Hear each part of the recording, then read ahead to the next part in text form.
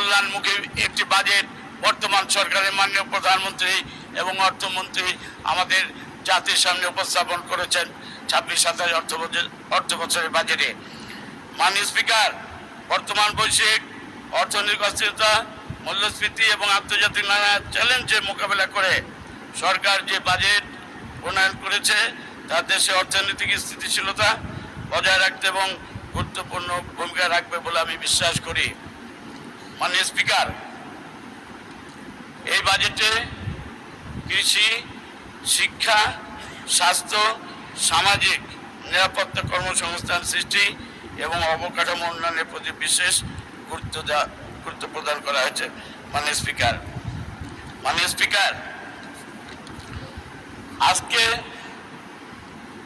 যে বাজেট স্থানীয় সরকার মন্ত্রণালয় কর্তৃক প্রস্তাবিত বাজেট রাখা হয়েছে, দিনাজপুর সদর 3 আসন একটি অবহেলিত।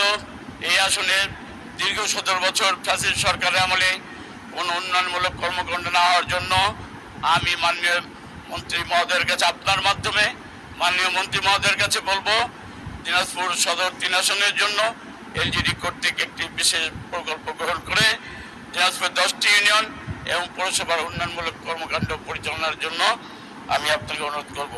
মাননীয় স্পিকার, স্বাস্থ্য খাতে যে বরাদ্দ দেওয়া হয়েছে সেই বরাদ্দের আদলে আমি বলবো যে দিনাজপুরে তৎকালীন শহীদ প্রেসিডেন্ট জিয়া রহমান সাহেব একটি মেডিকেল কলেজ স্থাপন করেছিলেন।